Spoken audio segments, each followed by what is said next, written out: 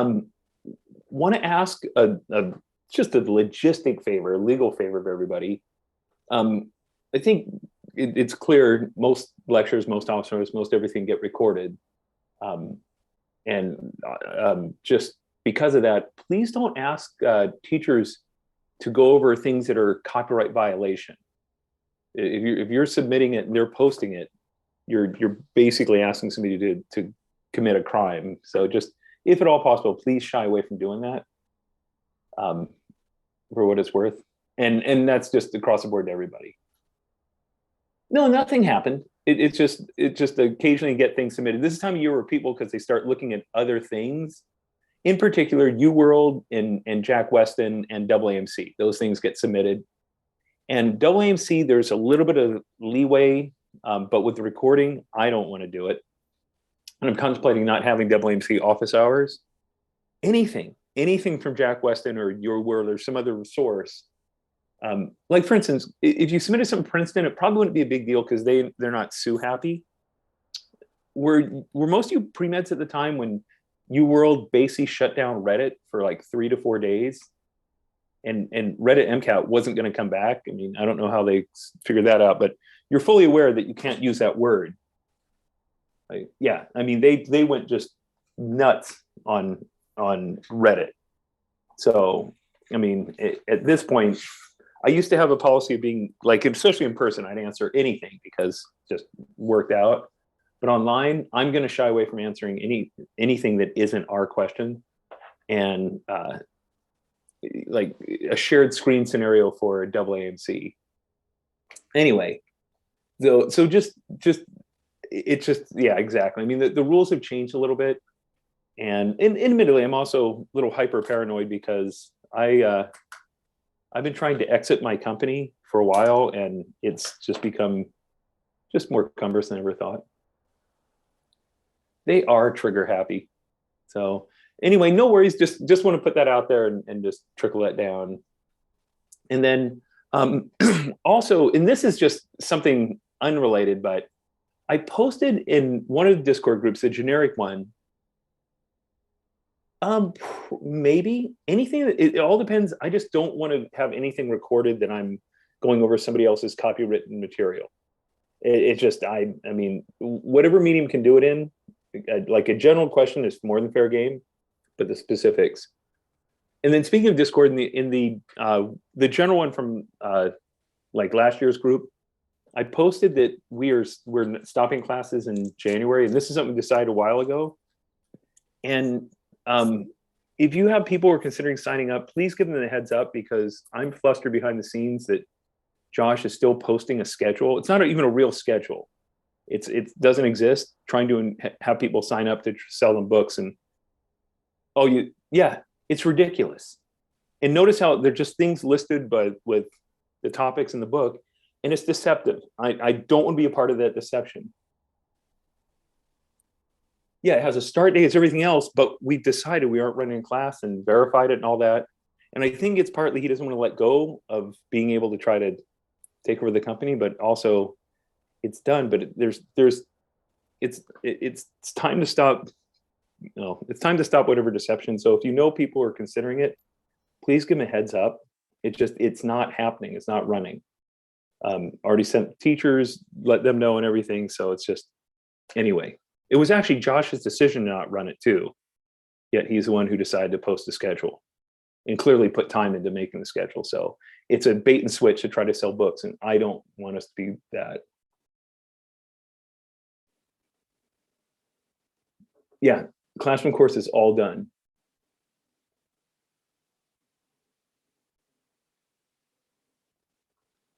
Yeah, so it's just, it's a done deal. It's a shame because, I mean,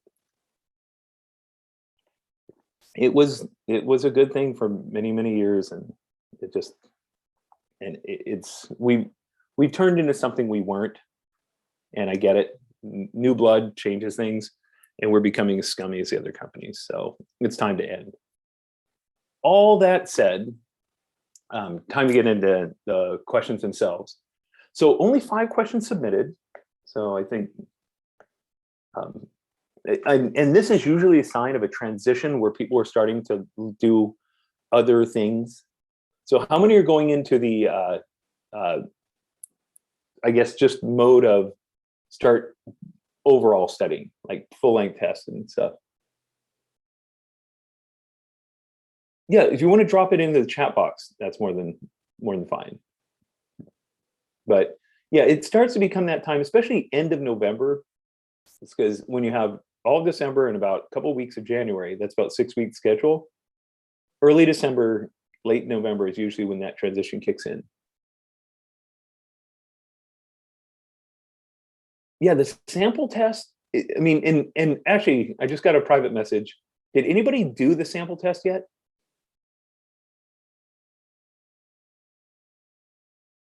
Okay, so two of you, then three, two. Okay. So the biggest part of the sample test, the biggest message being sent is it cannot be used as an indicator of your score. That's not what it's meant to be. What it's meant to be used, because did you end up getting the score by going to Reddit and using some downloaded scale? The scale is totally arbitrary that everybody tosses out there, and it never matches. You look at the one on Student Doctor Network, the one released by various companies, the ones on Reddit, they're all close, but they don't match. They're basically taking scales for other tests. That test was never meant to be scaled. There are errors in some of the material within it, and that's why they never scaled it. Plus or minus 10 points is probably pretty accurate. What that test is for, though, is to start realizing, did you need to know every last detail to get things right? No. Were you able to extract things from the passage, and were there some questions that just, they were almost like freestanding questions stuck in the middle of a passage? It's almost like they were misguided, misplaced. Yeah, and it's just getting used to that, that's going to be maybe a little bit less on the real test than that. And did they have a definite favoritism between, or for certain topics that anybody in the right mind would say would have been low yield, like terpenes, for instance? There's just a few topics that are overrepresented. And because they're overrepresented there, test writers who use that as a model end up overrepresenting them. So it's actually a pretty good indicator of if you go through all the WMC practice tests, of what you can expect for the real MCAT distribution in terms of material across an entire year's worth. Now, your individual test is going to obviously vary because of random probability, but pretty good. Anything you see on any of those 5 full-length tests they release, definitely know it in detail. And last but not least, I step in to take role during lectures, and so I sat in on Isabel's today, which I was actually impressed. She actually had some good questions. One thing that, one thing I do, she was actually, she did a good job. She put time into it. You could tell that she thought about it, and she was very systematic. And she's also experienced. She's actually one of the 2 undergrads, which I was just really impressed that she put that time in, especially with life being out of control. But the moral to the story, somebody asked about mechanisms, and there was one thing, and I just didn't want to chime in. There's just a time and a place, but there are 2 ways mechanisms show up in the MCAT. And so that whole idea that mechanisms aren't on the MCAT, it's like saying synthesis isn't on the MCAT. Yeah, what you had in school, synthesize this large molecule from 3 carbon structures and as few steps as possible, you don't have to do that. But will they draw a synthesis in the passage, and then ask you what happened in step 4, or what happens to stereochemistry in step 5, or what reagent could be used in step 2? What kind of reaction is step 6? That's what they like to do for synthesis. It's still on the MCAT. Mechanisms, very much on the MCAT in a totally different way than you're used to seeing them. Things that were mentioned in class: label the oxygen and see where it lands, label the carbon and see where it lands, label nitrogen. Somebody have definitely done that on MCAT material. Trace an atom from start to finish. The other thing that's really popular, which of the following is, or which of the following is not an intermediate in this mechanism? Another one that's really popular. How will we support one mechanism over another? What experiment could we run? So for instance, for SN1 compared to SN2, that's a mechanism question. What could you do? What could you monitor to decide whether it was SN1 or SN2? And so the reality is there's a lot of mechanism-based questions that can show up. Anything kinetics. I mean, how many are aware that Michaelis-Menten kinetics is exactly that, a study of the mechanism? You go from enzyme finding a substrate, you form an enzyme-substrate complex, and then you spit out product. Is that a mechanism? Is that a pathway from start to finish where you show the intermediates? And so there's always kinetics questions that tie in. So for instance, SN1 and SN2, fundamental difference, does one depend on nucleophile and the other one doesn't? So for an SN2, for instance, does a nucleophile have to come in, kick out a leaving group? And therefore, does the rate depend on the nucleophile? I should probably write this. So I have a nucleophile coming in, kicks it out. That's an SN2. SN1 leaves first to form R+. The nucleophile attacks it second. So that's my SN1. So that's my 2, that's my 1. Sorry to number them weird. But which one depends on nucleophile concentration?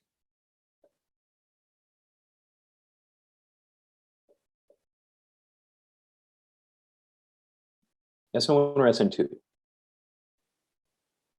Perfect, SN2. The nucleophiles that come in and kick it out. So do you agree it's playing its role and the Rx is playing its role? So the rate for this one depends on both the nucleophile and the Rx. So if I change the concentration of either one, the rate's going to change. However, this is the rate determining step, the leaving group leaving. Does the nucleophile have any impact on that?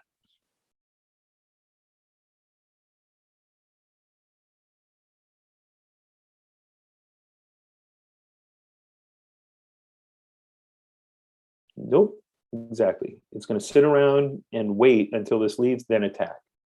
The rate only depends on the Rx because that's the rate determining step.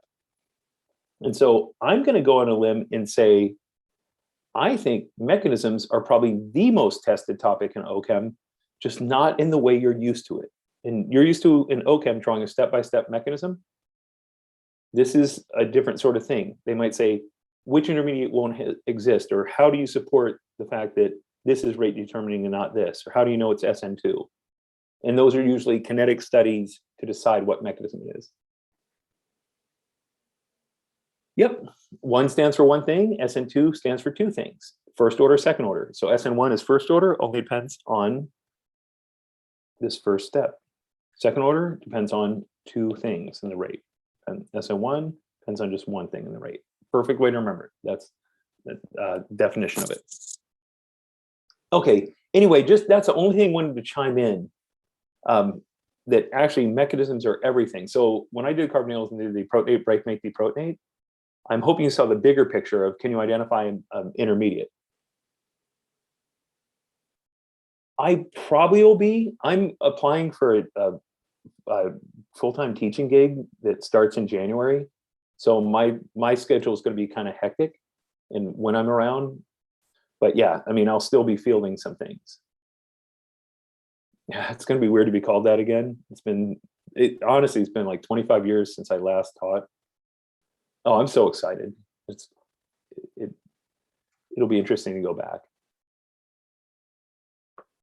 I do not want to jinx it. I have an interview tomorrow that hopefully if it goes well, then I will say. So I'm not going back to UCI. So I would love to have gone back, but it's nothing's available mid session. Oh, I would love to go home to UCSD, but nope. I got to stay in this area. So my wife's a professor up here already, so a chemistry professor. Okay, so that said, back to focusing on this. What we observed, the concentration of HCl and KOH were cut in half. So in some reaction, when I have HCl plus KOH, you get water plus KCl plus heat. That's a key thing. So like anything, if I increase the amount of reactants, does the reaction go forward more or less in any reaction?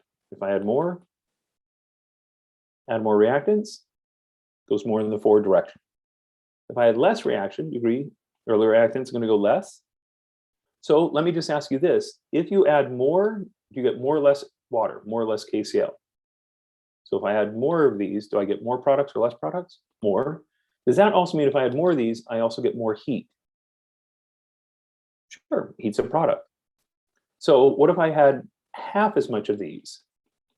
Would that be twice as much, half as much, or the same amount of products? Half as much of these leads to half as much of each of these. Half as much water, half as much KCl, and half as much heat. So if the concentrations of HCl and KOH were cut in half, is that basically saying we have half as much? So therefore, what would happen to the amount of heat?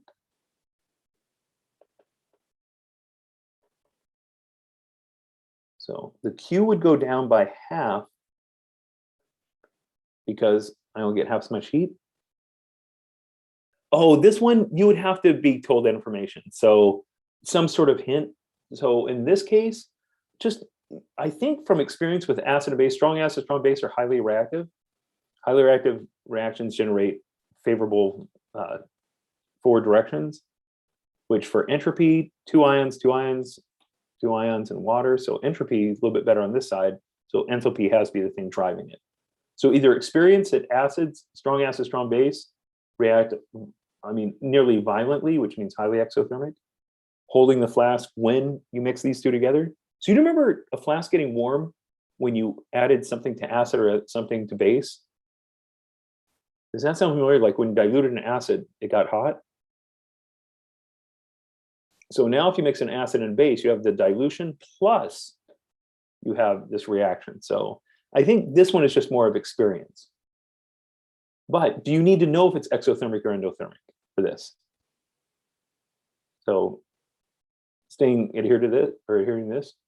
No, the temperature change is either going up or going down. So let's say originally it went up by 10 degrees. If I do this, it's only going to go up by 5. But let's say originally it went down by 10. Let's say it was endothermic and went down by 10 degrees. Half as much would mean it only goes down by 5 degrees.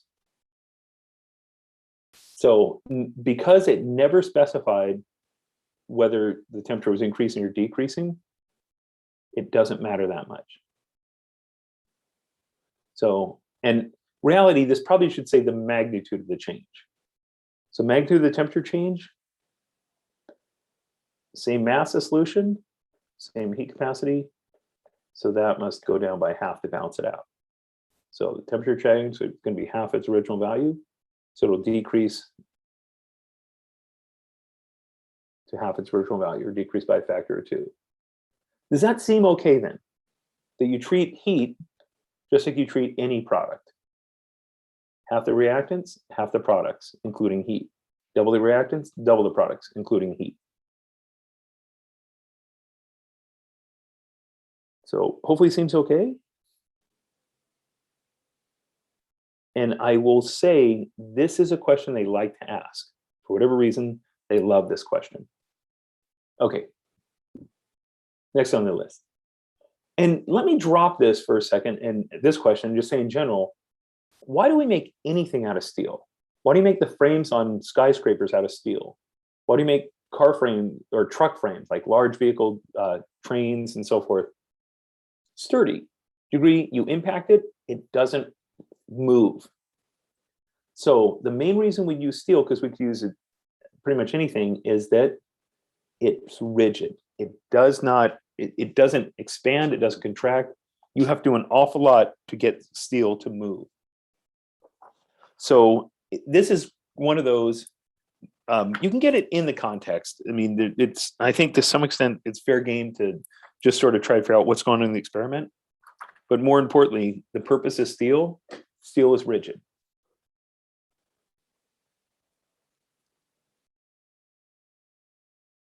But okay, so if you want to say, is it adiabatic?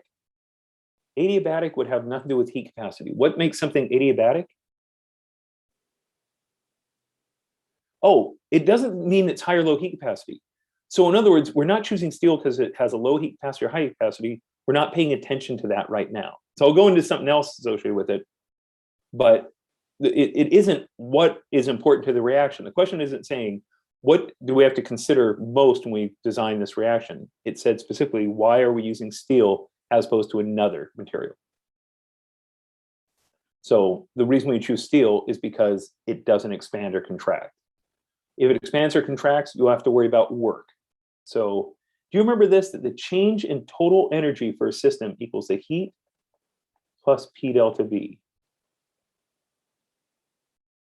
So if I want to study this, I want delta V to equal 0. So that way the heat, the energy of the whole involved in the whatever process I'm doing is just purely heat if it doesn't expand. That's the main thing. You just don't want it to go.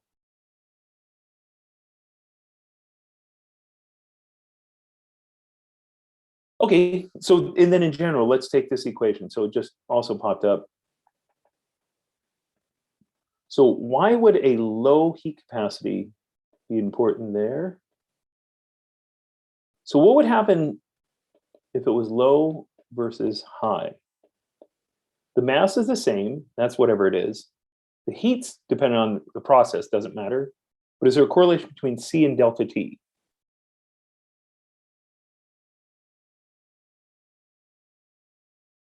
Directly or inversely.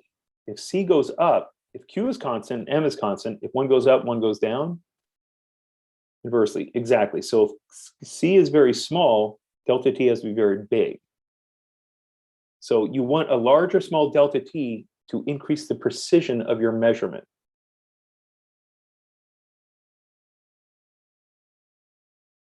And it's not, and quite honestly, I'm oversimplifying saying it's as simple as high versus low, but you want to use a mass and a heat capacity or whatever you're have in the system so that your delta T is measurable. It isn't beyond the limits of your fluid, because you agree if you take it water to 100 degrees, you're losing heat to boiling. That's not a good plan. But if it's a really small delta T, do you agree a tiny thermometer error becomes significant? But if your delta T is 20 degrees, then maybe an error of 0.1 isn't that big a deal. So it's not like you want a massive delta T, but if you're aiming, if you only have a little bit of Q, you want a very small C so your delta T is measurable.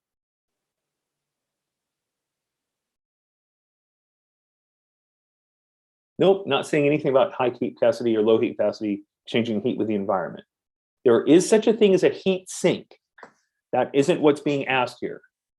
So why in your computer do you have a so-called heat sink? Why do you have a chunk of metal in there with a high heat capacity with a bunch of fins on it that the, well, depending on what kind of computer you have, the fan blows across? Prevent overheating. For your device, you want a large C so that you have a small delta T, so the temperature doesn't get too high in there, and then you blow air across it to drive the heat off of that heat sink. But that's not what's going on here. Steel is not being chosen because it's a heat sink. And the adiabatic nature, that question was also asked. How does heat transfer? So how does heat transfer from one point to another? It is kinetic energy, but how does that energy move? How, when I turn on the heater across a room, do I get warm? Conduction, perfect, that's what I'm looking for. So conduction is through direct contact. Any other means? Convection, heat up the air. Evap-con, and radiation. Okay, can't do much about this. I try not to use liquid to prevent that, but these are the ones that I'm going to be worried about. So if I want to prevent conduction, I want things to touch or not touch. Not touch. If I want to, I do not want them to touch. If I want to prevent conduction, if they touch, heat can move from one to another. But if they don't touch, you can't transfer heat if two things don't touch. Convection, I prevent convection by making a vacuum. So if I had an internal container surrounded by an external container with a vacuum in between, Would that help in regulating the heat here? Would it create a scenario where the heat cannot convect out, can't conduct out, therefore it doesn't get lost? It should be similar to every calorimeter. I want to drop the phrase bomb, but you want to have an insulation so you don't lose the environment. But where it's probably more readily observed, and unfortunately, I know for sure 2 of you live in environments where this isn't the case, but for any of you who live in a cold environment in the wintertime, do you double pane your windows? Does your front door have a glass door in front of it? So how many either have visited the East Coast or the Northeast and noticed a lot of them have that door? Have like a glass door in front? Yep, it's insulation. It's a double pane. So you have a solid, you have an airspace in between that can't conduct, and then you have another solid, your front door, the windows are double pane. Or if you've ever been on a jet, how many ever noticed, and I think we even talked about this one time, that if you look out your window, there's a tiny little circle right there. How many have ever noticed there's 2 windows, but there's a tiny little dot on the outside, not the inside window, but the outside window? So what happens then when you go up in elevation? Pressure outside goes up or goes down? Pressure goes down. So air in the space between 2 windows gets sucked out. As it gets sucked out, then does that mean you're creating a vacuum? You're creating an adiabatic environment. So what happens? You do or don't start to freeze, because outside is below freezing. The temperature outside where you're flying is sub-zero. But inside, are you okay?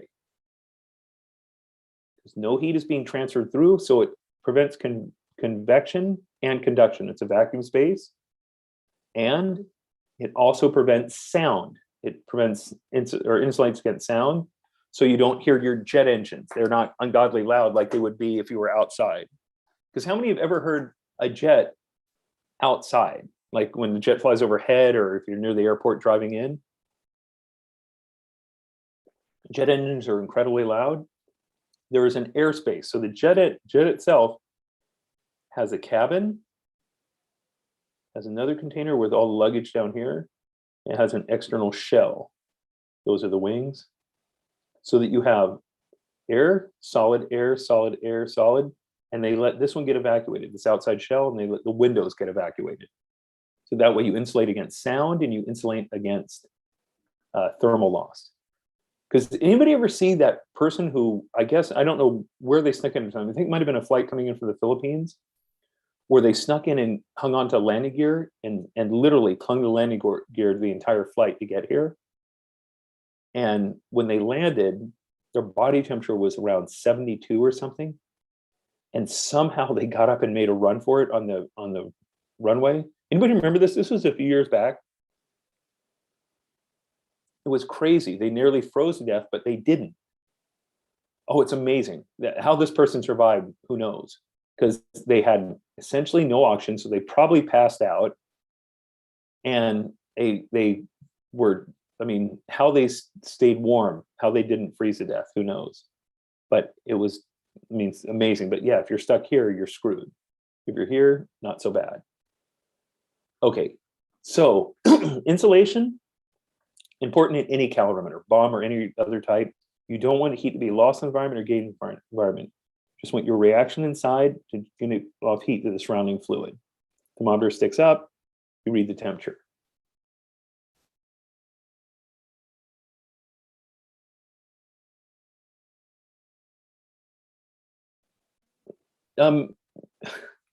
I gotta admit, I want to address that question. Material asking you that question is kind of ridiculous. Be real careful of the science of any source that is presenting that as a realistic MCAT question. You need to have general ideas, like what is a coffee cup calorimeter? What is a bomb calorimeter? Know what those things are, but the general concept is evacuate a space around. So let's consider, instead of saying coffee cup, what is in lab, did any of you have a double styrofoam cup for experiments? Do you remember doing that? Give you 2 styrofoam cups. Styrofoam is the key thing. So what styrofoam is, if we think about the material, it's a phenomenal insulator because of the following. How many have ever taken a straw and blown air into milk? What does it do? When you blow air into milk, what does it do? Bubbles up. You get all these bubbles, which means, is it solid or gas? Those little milk bubbles. Gas surrounded by a solid bubble with gas, solid bubble, and so forth. The shell is solid, the gas inside is air. Well, if you do the same thing professionally, you blow air into PVC. So PVC, polyvinyl chloride, is the same thing you make your house pipes out of. Like if you ever see your plumbing pipes, those white plumbing pipes, that's styrofoam where somebody didn't blow in. But if you take that same material and you blow air into it, you get styrofoam. So styrofoam, a case where it's kind of like the double pane window, where it has to go from solid to gas to solid to gas to solid to gas, which means any heat transferring is going to transfer through the solid of the bubbles walls into the air, then back through the solid walls, back to the air, back to this. Every time you switch from convection to conduction to convection, conduction, convection, conduction, it makes heat transfer more efficient or less efficient. Less efficient, you end up getting less heat transfer. So styrofoam is doing the same thing we have here. Solid shell, airspace, solid shell, airspace, solid shell, airspace. So an insulating material. So the bigger picture, any calorimetry experiment you have, you want to insulate against any heat escaping or any heat from the environment coming in. You do that by creating an unoccupied space around here, vacuum or low pressure air. And if you can't afford that, then styrofoam is the same sort of thing. It's a network of a whole bunch of pockets like this with little air spaces around your solid. And so I think trying to distinguish between a bomb and styrofoam, or like a cube container, insulating pocket, all these things are kind of doing the same thing. Just note, it all comes down to minimizing conduction and convection so that environment and system are separate. Surroundings is separate from system.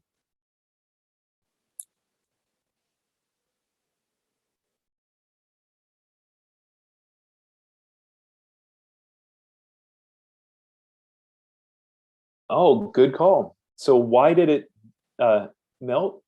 And I ask you this, I'm going to give you a similar question and answer is going to be the same. Did you ever see this amazing movie that had flying monkeys and trees that could talk and throw apples, and basically a bunch of crackheads that had a dream and they were skipping down some yellow road with ugly red shoes to see some drug dealer in the main city? I believe it's called Wizard of Oz. That'd be the one.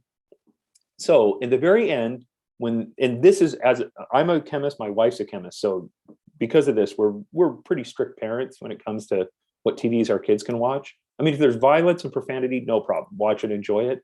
But when there's incorrect chemistry, we put our foot down, no more. So at the very end, when they throw water onto that witch and she says, "I'm melting," is that accurate or inaccurate? Inaccurate. Is she melting or is she dissolving? So we just turn the TV off. Kids, don't watch. We cover their eyes. Don't look at this garbage. She's dissolving. So let's go back to what you just asked. You said when you put gasoline on the styrofoam cup and it's melting, did Wizard of Oz screw with your science understanding? Because is it dissolving or melting? It really is. It's dissolving. It's just polyvinyl chloride. Those fibers are soluble into that material. Yep, so you're looking at solubility, and maybe not solubility product in terms of traditional things, in terms of ions like KSP for water-based salts, but more a solubility of just like dissolves like. Gasoline is an oil, it's going to dissolve the polyvinyl chloride, which is also an oil. So those fibers start to dissolve in. So 2 things I want you to take home from this one, and that is like dissolves like. Gasoline is going to dissolve the styrofoams, acetone will dissolve the styrofoam, and so forth. And number 2, Wizard of Oz is an inaccurate movie. Monkeys can fly, houses can land on people, trees can talk. That's believable. But she was not melting, damn it. So just so you know, my poor kids, I wonder why they have the issues they have. The best part is one of them actually told one of their teachers that. It was so funny. It was awesome because the teacher didn't know what to make out of my wife and I. Oh yeah, they let us watch all the profanity and violence, but they won't let us watch Wizard of Oz because it's inaccurate chemistry. Yeah, like dissolves like is basically just the idea that if you have two like structures, let's say alkanes, do they have an inherent attraction to one another because of similar properties? Van der Waals, hydrogen bonding, whatever it is that holds them together. So you want molecules to all stick together. So if you were to add a solvent, let's say short hydrocarbon around it, would it be able to tell the difference? Is this long alkyl polymer able to tell the difference between another polymer or a whole bunch of individual alkyl groups over here? It doesn't know. So whether it's attracted here or here, it gets the same result. It's going to dissolve in. But if you instead surrounded it with water, then it has a choice to make.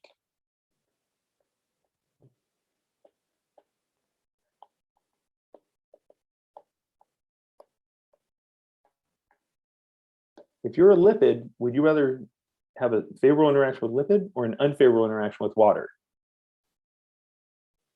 You're going to stick with your own kind because there's nothing favorable in this.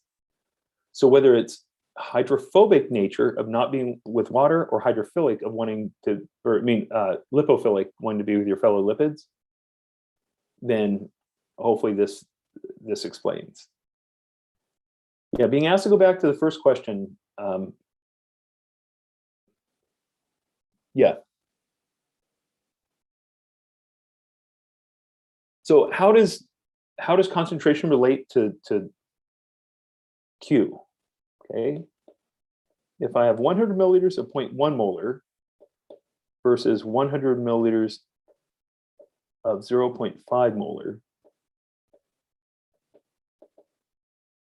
is there any difference between those two?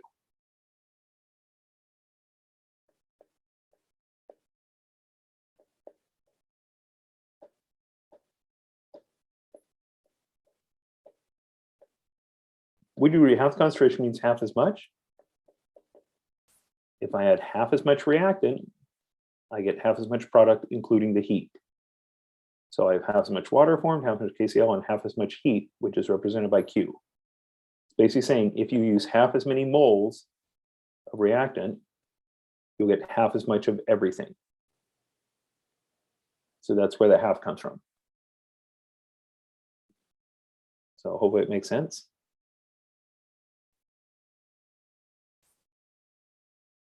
This is not moles, this is mass. This is the mass of what's absorbing the surroundings. These are moles of reactants.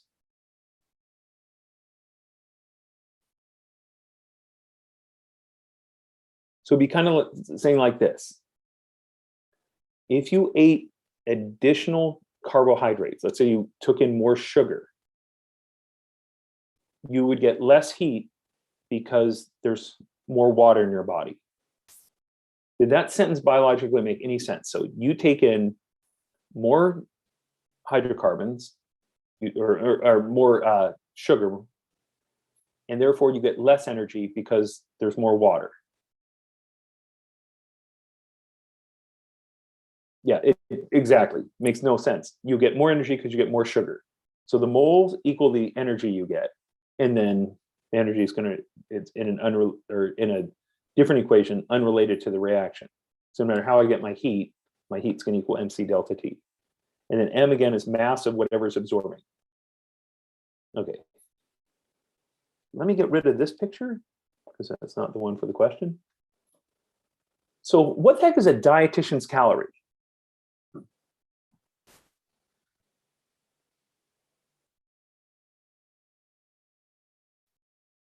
Basically, it's a fancy way of saying a kcal.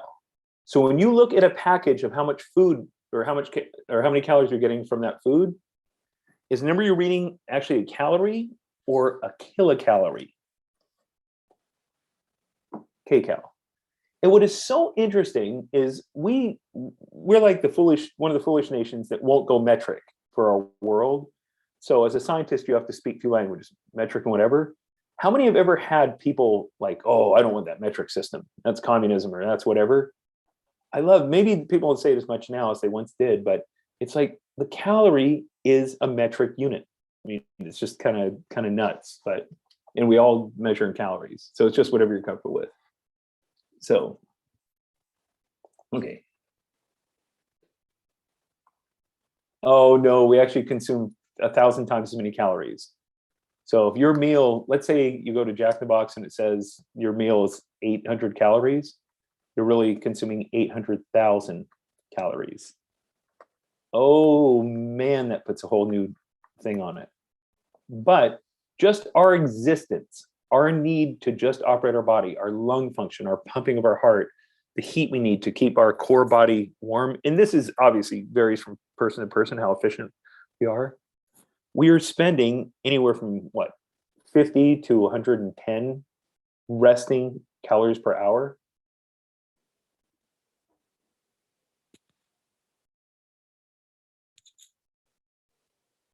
Yeah.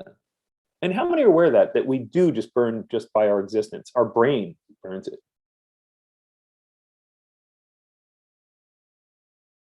Yeah. Oh, it makes you feel better that you're consuming more 1,000 times what you thought? Yep. Okay. Yeah, so technically what? Yeah, we need 2 million calories a day. When you put it in that term, man, we're just a heat sink. And we are a fairly efficient furnace. We're a core furnace. But yeah, I mean, think about cold-blooded animals. They can survive better than we can because they don't have to self-generate their heat. So anyway, back to this. Given that it takes 1 dietary calorie, 1 kcal, to heat 27 grams of water from 0 to body temperature. So I'm just going to double check that. What is body temperature in terms of Celsius?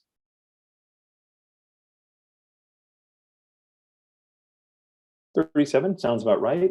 So M 27 times heat capacity 1 times 37. How many degree? That's about 1,000. Does that seem right?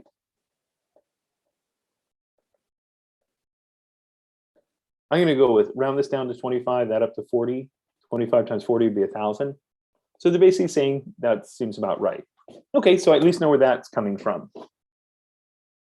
Where the heck is 4.18 coming from?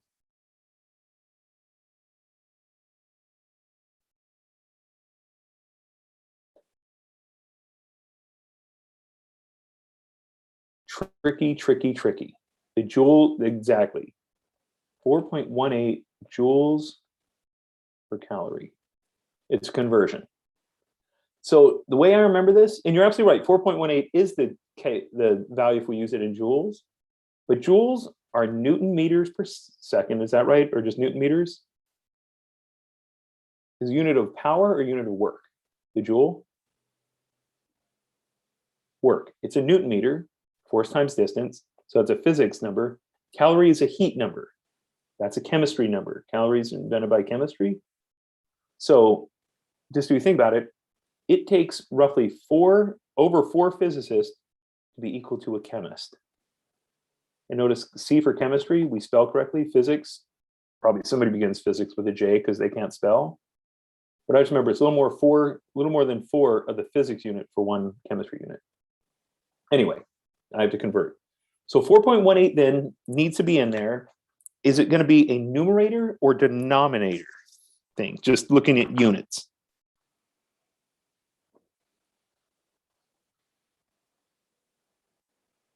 Has been the denominator because, well, why does it have to be the denominator?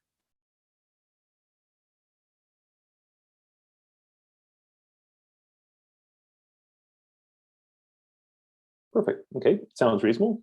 Get rid of your J. So I need to have calories per joule. Okay, so let's go ahead and see where this comes from. 19, what is the 19? Perfect, energy. So my units start out as 19 kilojoules per gram times 1 cal, 4.18 joules. So that one's gone because 4.18 is in the wrong spot. 19 is going to need to be in the numerator or denominator.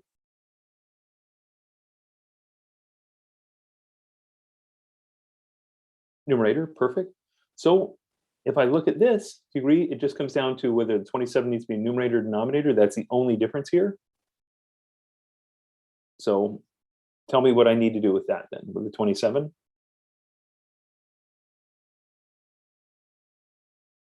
Has to be a numerator. Why?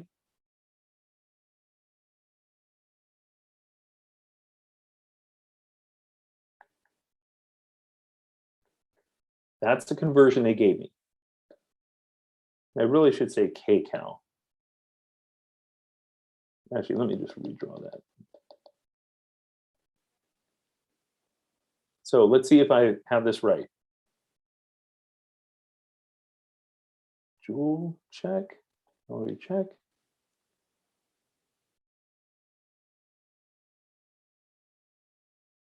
So, and then last thing I need, 100 grams. So that gram's still gonna be there. Because I have to have grams in my answer because the question asks for how many grams. But does this make sense unit conversion wise?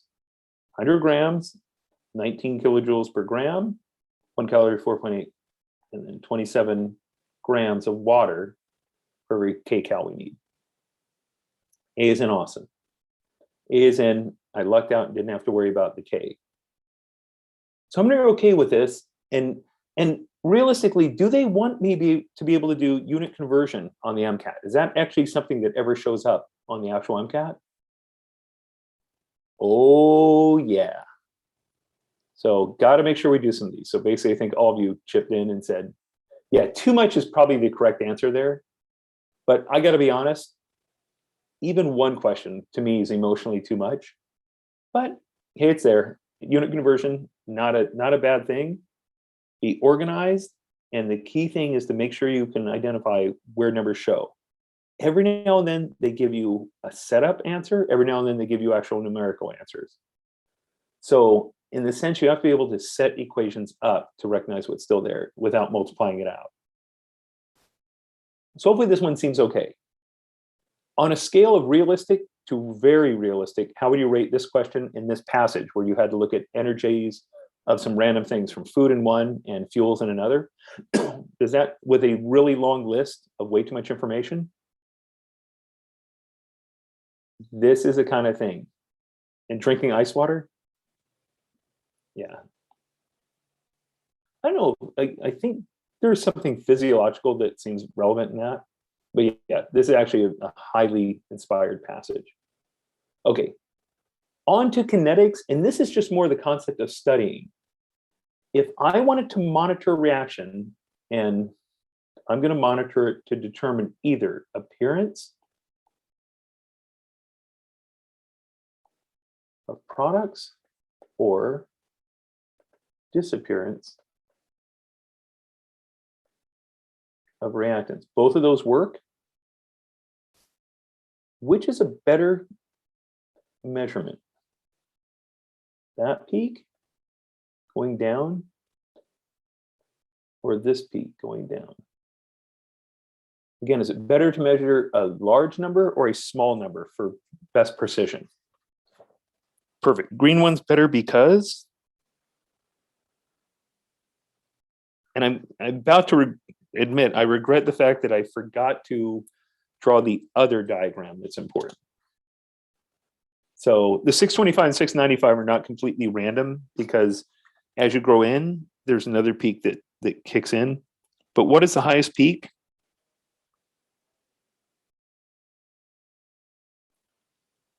Highest peak is the 550.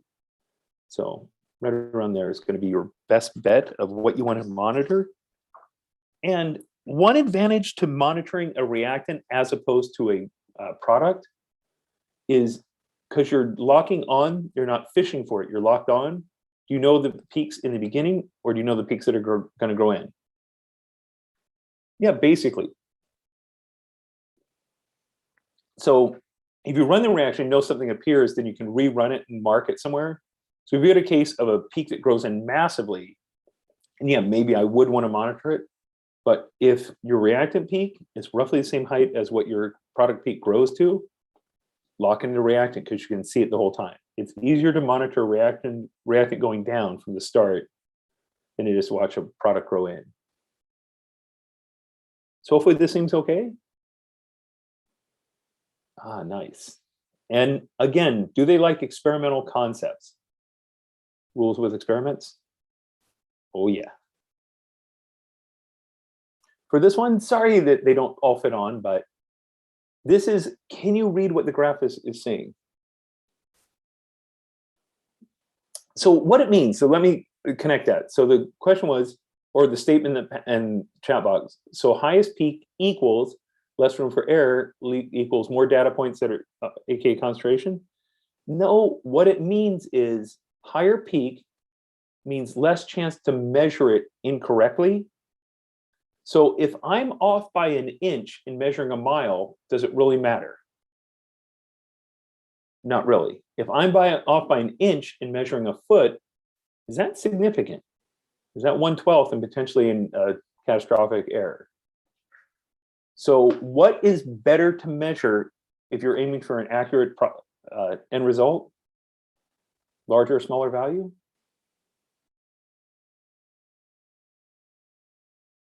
Larger value. So it's just that whole idea, measure something that's observable over something that's not observable. Okay, which has the highest intermediate concentration out of these graphs? Well, first and foremost, which ones have no intermediate whatsoever? A and B, perfect. These are transition states. So no intermediate, they're automatically gone. So what would make an intermediate form? And how many agree that's your intermediate? That's your intermediate. That's transition state 1, transition state 2, transition state 1, transition state 2. Not sure why the double dagger is what they use, but I'm trying to draw it. So which one is going to have a valley where it stays for a while before it climbs out or goes back, versus which one does it form here and a low climb back, a low climb forward? The deeper the valley, harder to climb out, the more it's going to spend time there. Do they want you to be able to read graphs? Absolutely. This is really typical, and I'm going to throw one extra piece to it, and that is, I'm going to tell you this is an SN1. You're going to agree or disagree. Gosh, we're almost an hour into office hours, and nobody said the magic word. TGL. Todd's going to lie, because this is not SN1. Why is this SN2?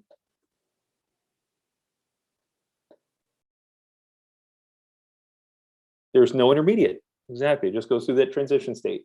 Backside attack forms a 5-center intermediate, which kicks out product, kicks out leaving group and forms a product. Perfect. So those are SN1s. This is a favorable SN2. This is an unfavorable SN2. This is a favorable SN1 with a very stable carbocation. This is a favorable SN1 with a not very stable carbocation intermediate.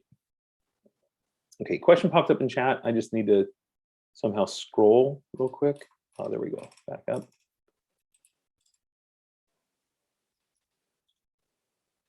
Okay, so area under the curve, not really, because area under the curve, when you integrate something, would tell you how much concentration you have. So if I add it up like an integral, how many learned in calculus that if I did, let's say, that graph, and I measured from that point to that point, x1 to x2, I'm measuring the area of that curve. So the integral of y from x1 to x2 equals that area.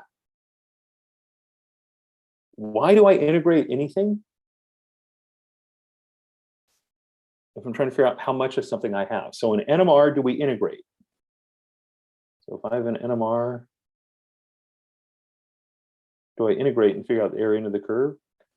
Figure out how much I have from one peak compared to another and figure out which is a CH2, which is a CH3? Definitely.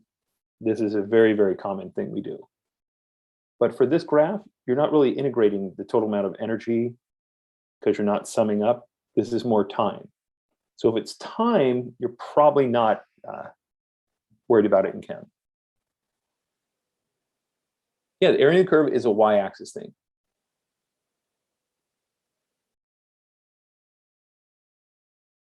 Maybe. Somebody else wanted to submit something through the chat box, so let me field that one.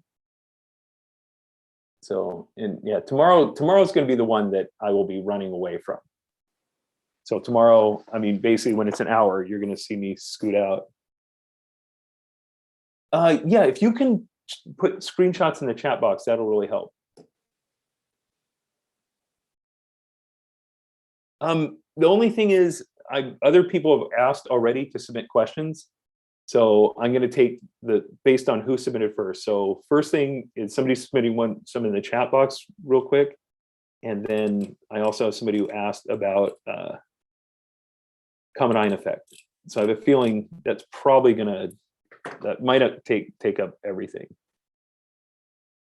So I'm saying in the chat box, so if you want to load it up, I will download it and move it to my screen.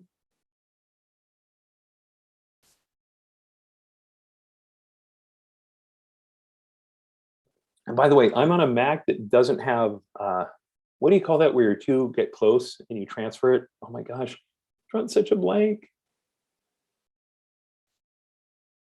Oh my gosh, what do you, airdrop? Oh my, I could not remember that phrase. Wow, that's embarrassing.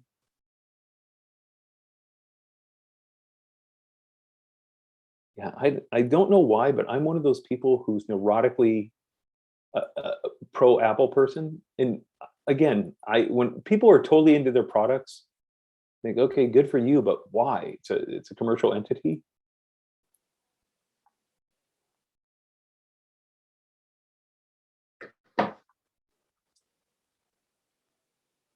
I'm a fanatic for Apple, I guess. Yeah, guilty.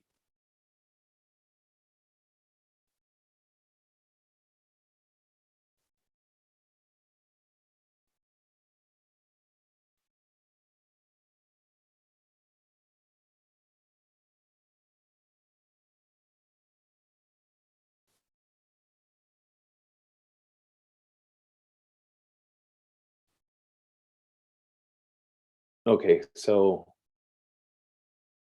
oh, you want an entire passage loaded up? Size-wise, that's if it's one question. If it's a whole dang thing, it doesn't work out very well.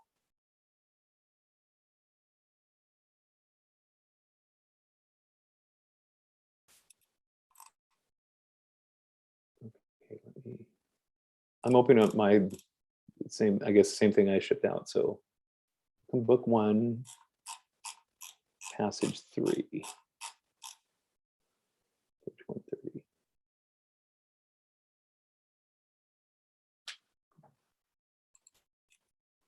Okay, I'm doing my I'll try to load it, but see how this works.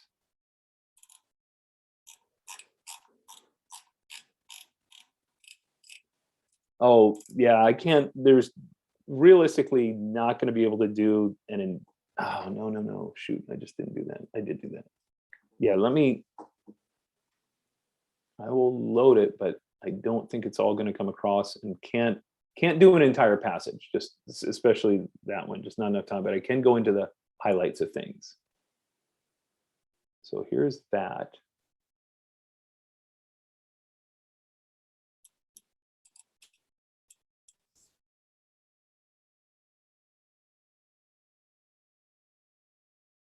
Okay, I'll load up the other one just a second.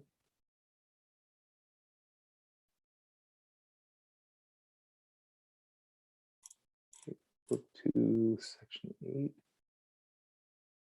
page 56.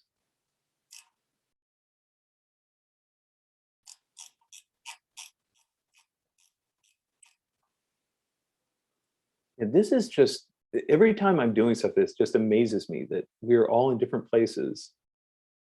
And the internet has evolved so thoroughly that I can actually do this, load up something from this. Okay.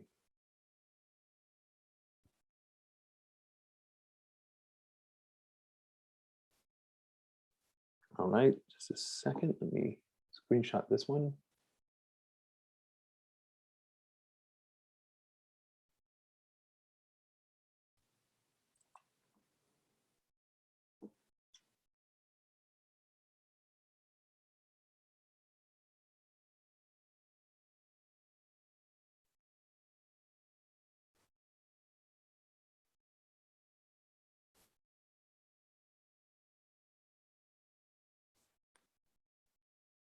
Okay, I'm going to get rid of this then. I'm going to go back to that page.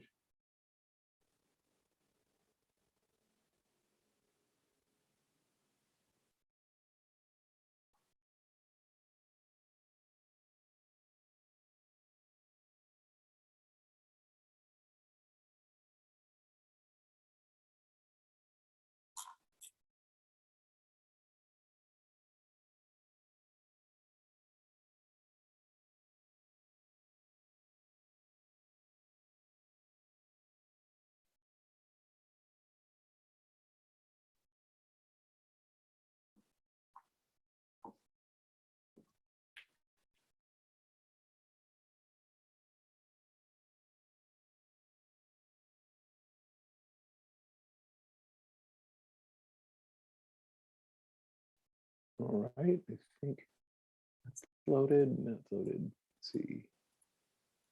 Okay, and then one more thing to load up and I'll be set. Sorry, just a second.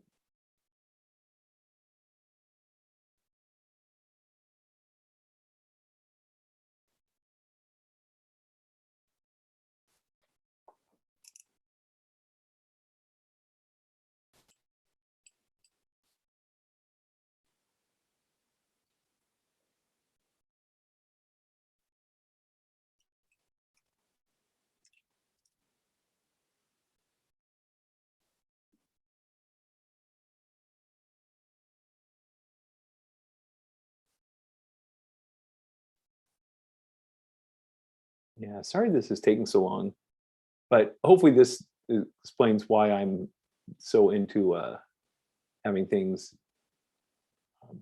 tossed in way in advance. Okay, I think this is the latest version of that. Oh, no, it's fine. I don't, I'm not saying it for that reason, just basically saying that this is just because I feel so guilty because you guys are sitting patiently while I'm searching frantically for this stuff. And that's why that hour submission. So the questions today were literally submitted right on that hour. And it takes, for every question you submit, it's usually about 5 minutes to just load things. Unless it's like a question's been asked multiple times, then I can load it up more easily. Oh, actually, you know what? I have a better version of what I need to do. So sorry, just, and my apologies, this is taking longer than I promised.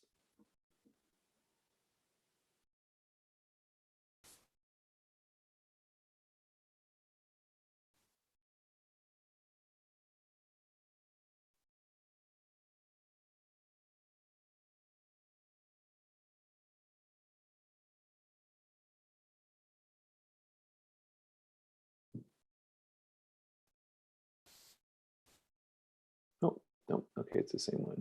All righty. So the 3 things that were asked, I loaded 2 questions, and then I will go over common ion effects. So hopefully you can see the screen. So just make sure 8.12 is on your screen right now. Okay, perfect. Okay, so with that in mind, this neutralization, what exactly is neutralization? What does that mean? To make neutral pH 7 or to cancel out all the acid with base or all the base with acid? Cancel out base with acid, exactly. At an equal mole quantity of base as acid. So we're trying to figure out how much base, I want my moles of base. You know what? Sorry to get anal about this, but I'm going to color coordinate. I want my moles of base to equal my moles of H plus. So that would mean moles of base, and let me be more specific, moles of OH minus equal moles of H plus, which means some value, some X milliliters times 0.4 moles per liter molarity is going to equal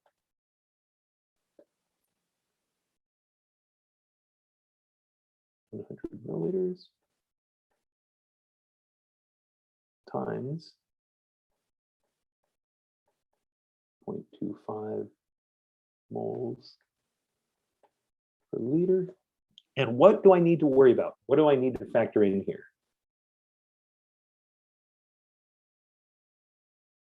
Total volume's not a big deal because it's not asking for concentration. It's asking for how much do I need to add, not what is the final concentration of anything. Nope. I made a huge mistake on something. Totally true statement that moles of OH minus equal moles of H plus. So this is how much OH minus I get. Is this how much H plus I get, or am I messing something up?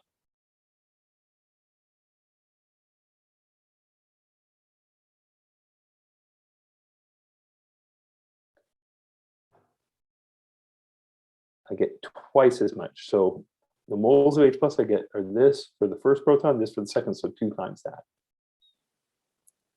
So does that make some semblance of sense then? So X is going to equal 100 times 0.25 divided by 0.40 times 2, which equals 100 times 0.5 over 0.4, which equals 100 times 5 over 4, which is the only value greater than 100. It is sneaky. Diprotic always messes with people. Does that seem okay? Yeah, and it's a pissy, tricky question because 1 and 2. So things to keep an eye out. These are common species in either OChem or physiology that have multiple bases, multiple protons. So yeah, the diprotic part is what everybody misses. And so I apologize because I left it out of there and everything seemed fine until catching it. And that's one of the things, trust me, I did that on purpose because that's where everybody goes off the rails. It's like, dang it, 2-to-1 ratio. Okay. Oh, shoot, I think I blew by a question. I'm so sorry.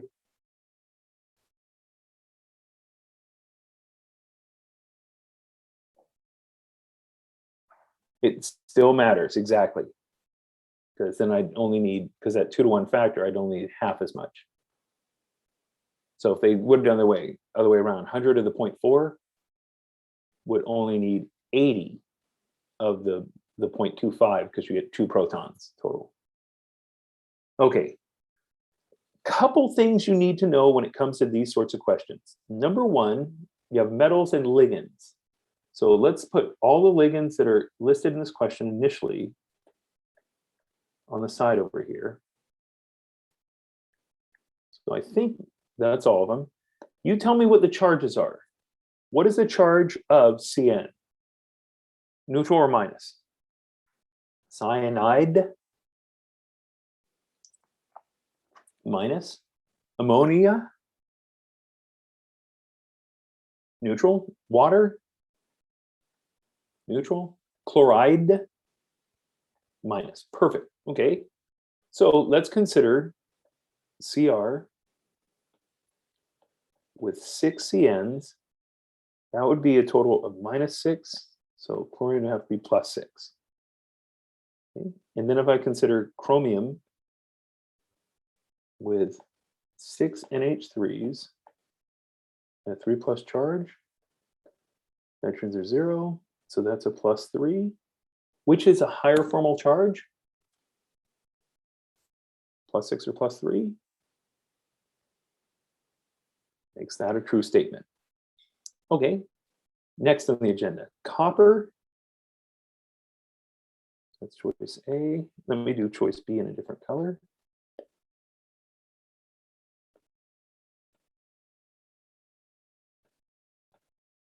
What charge is on copper?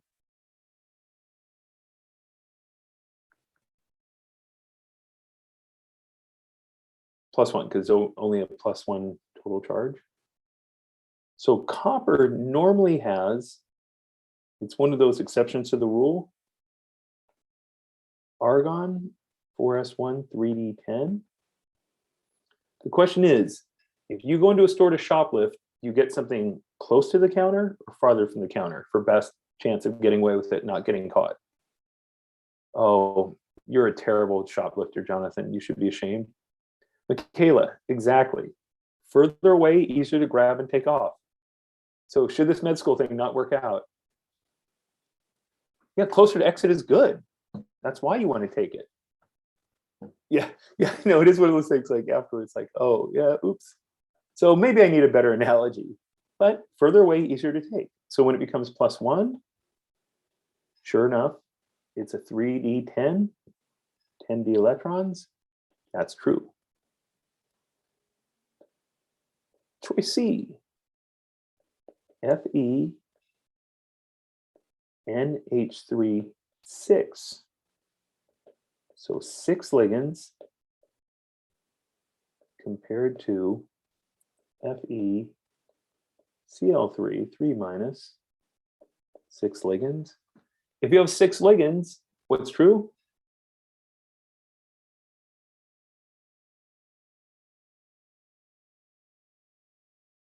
Yeah, laughter is definitely a good, healthy thing. We all benefit from it. Correct laughter. Crazy laughter or laughter, people's sadness isn't good. But how do we know 6 ligands? That number right there tells me there's 6 ammonia, and that number, oh, because I am terrible at transcribing, sorry. Oops. Good catch. So the 6 and the 6 means there's 6 ligands. Okay. So with that in mind, then they each have 6 ligands. That means in each case you have an iron in the middle. You have a ligand above, ligand below, ligand left, ligand right, even though I did right and left backwards, and they have back and forward. They are both octahedral. So scandium is more likely to have a formal charge of +3 than titanium. Probably important to know exactly what the periodic table is from this point. So I have K, Ca, scandium, titanium, vanadium, etc. Potassium. Oh, sorry, meant to do that.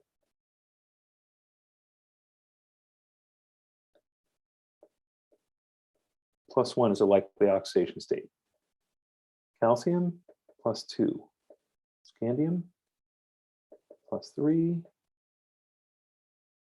Titanium, +4, etc. So how many are okay with that notion that if you have 1, 2, 3, 4 electrons to lose, become like argon, a noble gas? Yeah. I've done enough chemistry in my life to kind of have this thing memorized. Within reason. All those new ones, not bothered yet. But +4, titanium is most likely to be +4, not scandium. Scandium can only really go to +3.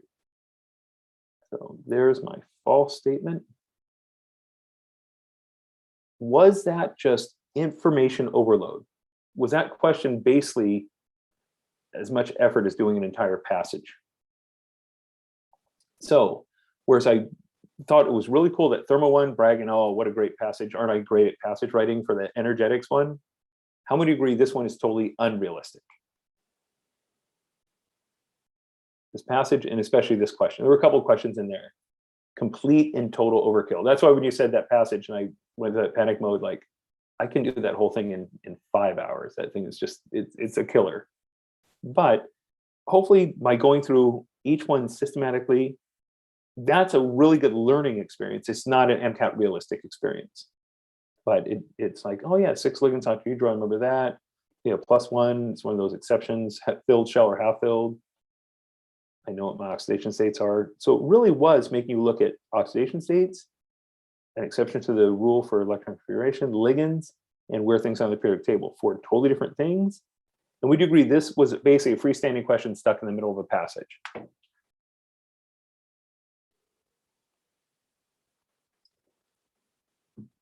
The shape only depends on the other ligands that are attached.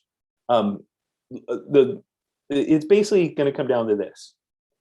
The one thing that would matter is iron takes on a +3 all by itself. If chlorides are -1 each, then an overall -3. If chlorides are -6, then that must be +3. So the reason I didn't care about the charge is because it's the same. It's a +3 for each of those irons. So any impact, I'm not going to worry about it. And generally speaking, if you have 6 ligands, it's going to form an octahedral, no matter what the core may be. Okay, and then common ion effect. So common ion effect, I think, is best understood by starting first with general equilibrium principles. So what happens if a system is at equilibrium and I add product? What's going to happen? It goes forward or backwards?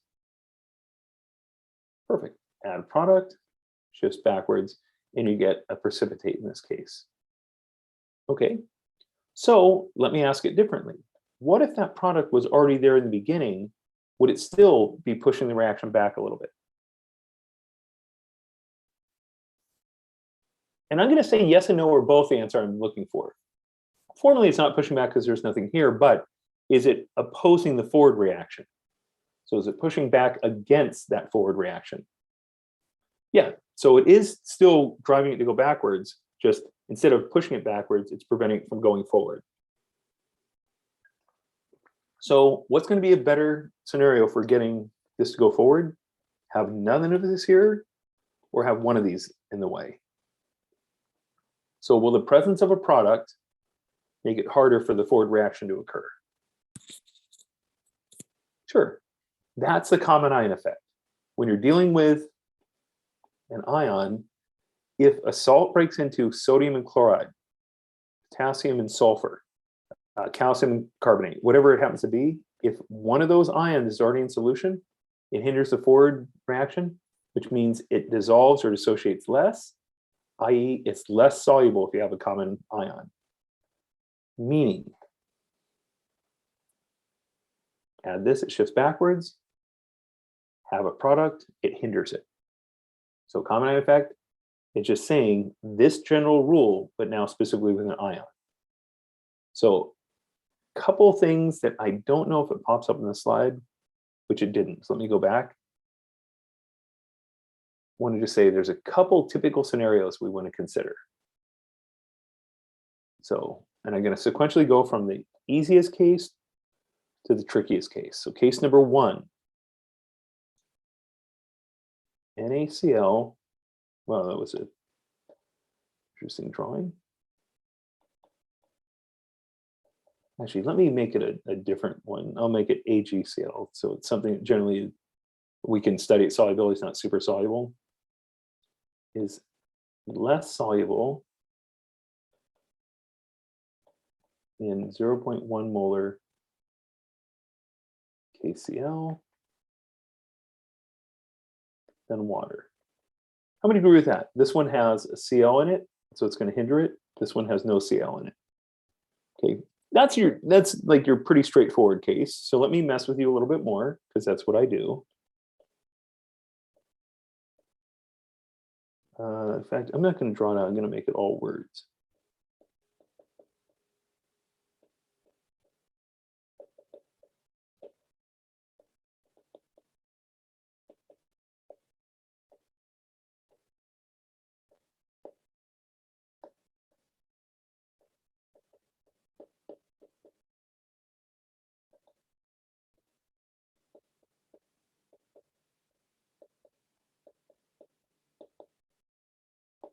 Why would that be true?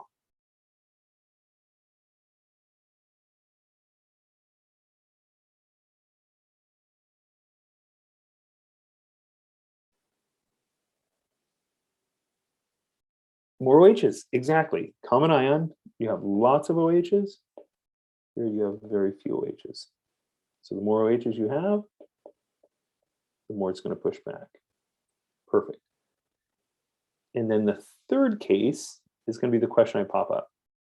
So is it okay to click over? Yeah.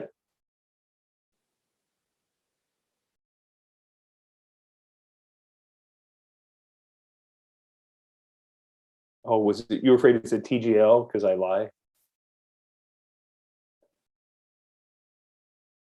This is number 3.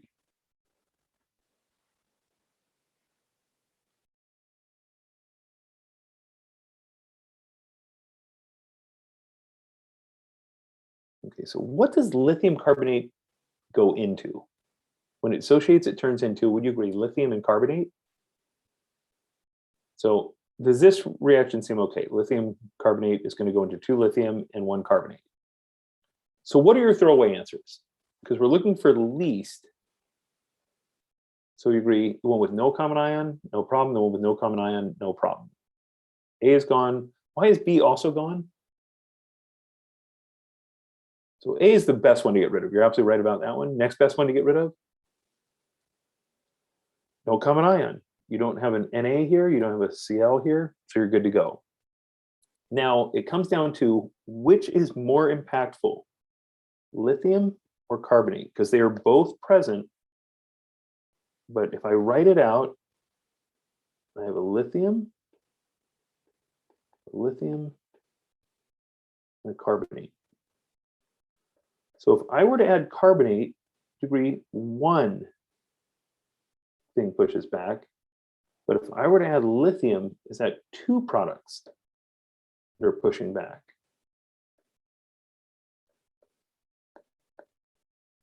Which is going to have a bigger impact? 1 or 2 things pushing back?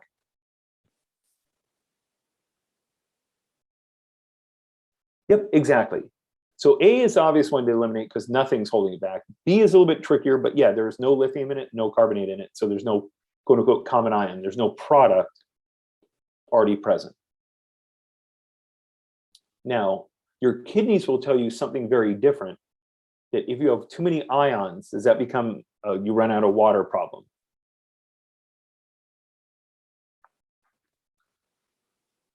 I mean, this is theoretical GChem. Reality is if you had saturated NaCl, it would hinder it by removing water and lowering the concentration of free water and therefore pushing it back. But that's independent of that. We're going to say no common ion. But 2 pushes back more than 1. So it's going to be least soluble and the one with the greatest number of common ions, 2 common ions rather than 1 common ion. No common ions, no common ions, 2 common ions, and 1 common ion. So best answer. So that's the third case. Is this the trickiest of them all? Where you have both answers, but the one that you have more of is the one that has the greater thing. No, this is not anything associated like dissolves like, because what is the solvent? So is the solvent lithium, is the solvent carbonate, or is the solvent water? Water. So whether there's a common ion or not, are there still a ton of ions in water? So is water still dissolving ions? Yeah. So this is just unaffiliated with like dissolves like. So let me ask it differently. If you tried to dissolve this into oil, would it work? So will salt ions dissolve into oil? No, because that's a like doesn't dissolve non-like. Wow, that didn't make sense, but non-like won't dissolve it. But water is a solvent, so water will do that. So hopefully that seems okay. So perfect. So hopefully this all fell into place nicely. And I don't think Tiffany's coming back. I know she had proposed something, but I don't. Assuming she's not coming back, I'll probably just say, the empty screen of all doneness. And yeah, when we have time, loading stuff up in the chat box works. In fact, that's why I did office hours for the longest time. But I just feel so bad that it takes forever. Parking is such sweet sorrow. Are my eyes going bad? No, you said parting, but yeah, I gotta admit, there's a side of me that realizes this is kind of the sad, like when I do whatever that last mop-up lecture is, that will be the last one I ever do. Yeah, LA parking is such sorrow. And there is no sweet. No. I choose a different profanity. But oh, and that's, I mean, nothing like getting a $70 ticket for being at a meter that for whatever reason just jammed up. That's been a recent one. But anyway, I digress. LA parking, not that it's much better down in your neck of the woods either. All right, well, I'm going to shut this down then.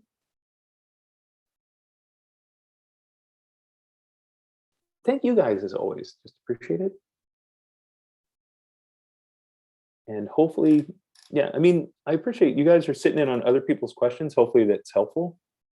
So have a good night, and I will see you tomorrow. I will, just to give you a heads up, I'm going to be just basically darting out right on the dot. My interview is going to be like right around 5 something rather. And I want to like dart in. So I'm going to be using borrowed internet near where I'm interviewing, and then racing as soon as 5 hits, like just shutting everybody off.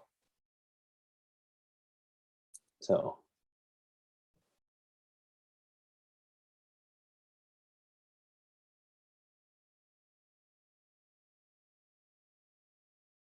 Oh, so yeah, yeah, this time would be a great idea. I couldn't do it this time because the questions got submitted literally at 3:59, and so I was like throwing it. But you mean at the very beginning, just what saying? Yeah, so people can read through it. So yeah, with enough advance notice, definitely. The only problem with that is sometimes if somebody doesn't show that it's submitted, then I'll move things around. So, all right. Well, have an absolutely wonderful night, and I will see you guys tomorrow, perhaps around 4 o'clock my time zone. Same time zone, I think, for the majority of you. Have a great last few hours of weekend. Okay. See you. Bye.